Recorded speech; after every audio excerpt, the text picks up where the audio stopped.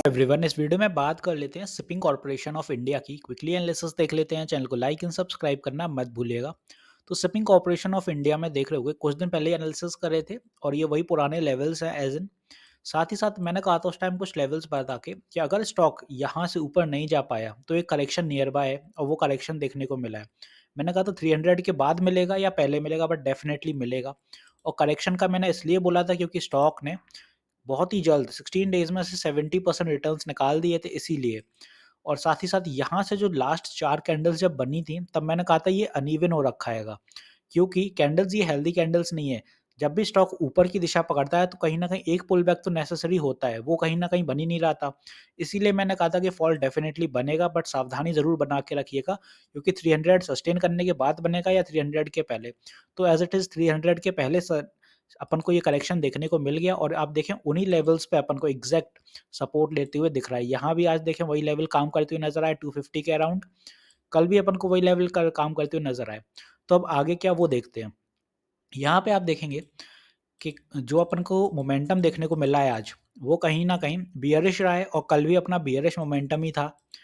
साथ ही साथ आप देखें आज जो सबसे ज़्यादा सेलर्स अपन को ऊपर की दिशा में देखने को मिले स्टॉक में, यहीं पे कल जहाँ पे क्लोजिंग हुई थी स्टॉक की वहीं से कंटिन्यूएशन रहा 264 से और ड्रॉप डाउन मोमेंटम चला। बायर्स अपन को फिर नीचे थोड़े देखने को मिले, बट अभी बायर्स होल्ड करके रखे हैं, उतना फॉल नहीं आया है क्योंकि बायर्स एक्टिव हैं, क्योंकि 250 एक साइकोलॉजिकल लेवल है।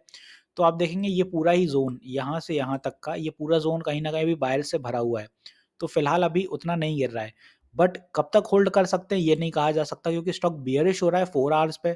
वनडे टीएफ पे भी बुलिश है, बट 4 आवर्स पे बियरिश होने का मतलब कि वनडे टीएफ भी ज़्यादा दूर नहीं है बियरिश होने में। तो अगर 250 का लेवल ब्रेक होता है यहाँ पे तो फिर एक हैवी सेलिंग आएगी, क्योंकि आप देखें इस पूरे जोन में यहाँ से यहाँ तक बहुत सारे स्टॉप लॉस होंगे और जितने स्टॉप लॉस यहाँ पे होंगे, अगर एक सडन फॉल आता है 250 के बाद तो ये सारे स्टॉप लॉस एग्जीक्यूट होंगे, तो स्टॉक सडनली गिरते हुए नजर आएगा आपको। यहाँ पे नोट डाउन करिएगा, क्योंकि यहाँ पे 250 एक साइकोलॉजिकल लेवल है, इसीलिए बायर्स एक्टिव होंगे।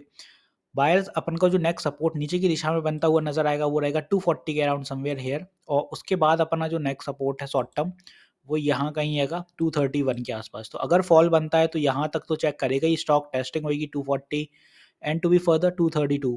क्योंकि आप देखें जब 70% रिटर्न्स कोई भी स्टॉक यहाँ से यहाँ तक निकाल देता है तो डेफिनेटली क्या आप इतना नहीं मान सकते हैं कि करेक्शन लेने के लिए स्टॉक आपको यहाँ से 20% का करेक्शन दिखा दे। ऑब्वियसली आपको इतना मान के तो चलना होगा 70% अगर अप मूव आता है तो 20% का करेक्शन स्टॉक दिखा सकता है। तो डेफिनेटली आपको इतना होल्ड ऑन करके रखना होगा स्टॉक में कहीं ना कहीं। अब बात आती है उन लोगों की जो कहीं ऊपर के लेवल पे फंसे होंगे, जैसे किसी ने 290 के पास भी ले लिया होगा 280, क्योंकि मैं पहले भी बोल रहा था फोमो के चक्कर में मत जाइएगा, स्टॉक ऑलरेडी बहुत रिटर्न्स निकाल चुका है, साइडवेज होगा और वो होते हुए नजर आया। तो अब जो आप ऊपर फंसे हो तो आपका कुछ किया नहीं जा सकता। इतना हो सकता है कि जब स्टॉक करेक्शन लेके नीचे आए तब एवरेज कर सकते हैं, तो कुछ क्वांटिटी आपका एवरेज आउट हो जाएगा। रही बात वहाँ तक कब पहुँचेगा, तो अभी ये भी नहीं कहा जा सकता वहाँ तक कब पहुँचेगा, कितना बड़ा करेक्शन आएगा। अगर वनडे टीएफ पे फॉल ज़्यादा आने लगा तो फिर आप देखें स्टॉक फर्दर और नीचे तक आ सकता है, और करेक्शन की बात रही तो फिर 215-220 तक भी स्टॉक आ सकता है। बट वो देखा जाएगा, जैसे 250 का लेवल ब्रेक होता है उसी के हिसाब से अनुमान लगाए जाते हैं, क्योंकि 250 अगर ड्रॉप होगा तो फिर 238 तक के अनुमान लगाए जाएँ कि यहाँ कहीं होल्ड मिलेगा। इसीलिए अभी ये नहीं कहा जा सकता कि कितना गिरेगा, ऐसा ही रहता है स्टॉक मार्केट में। इसीलिए बोलता हूँ कि किसी स्टॉक के पीछे भागिए मत। मेरे पास बहुत कमेंट आ रहे थे एससीआई से लेके कि स्टॉक को कवर करिए, अब फॉल क्यों आ रहा है, और मैंने पहले हर वीडियो में बताया था कि सावधानी रखिएगा। ये 3 से 4 कैंडल जो लास्ट वाली बनी थी ये अनइवन थी, कोई भी रेड कैंडल नहीं थी इनमें, इसीलिए ये अनहेल्दी चार्ट होता जा रहा था। और वो हेल्दी तभी होगा जब यहाँ पे मेजर पुलबैक्स बनेंगे। स्टॉक कभी भी सीधे नहीं भागता है, कुछ मेजर पुलबैक्स या साइडवेज का बेस जरूर बनता है। तो रैली की फॉर्मेशन होती है, यहाँ तो रैली होती जा रही, बेस तो बन ही नहीं रहा था। इसीलिए मैंने कहा था कि ये फॉल जरूर आएगा, वो आते हुए नजर आया। अब बात करें कि ऊपर क्या होगा।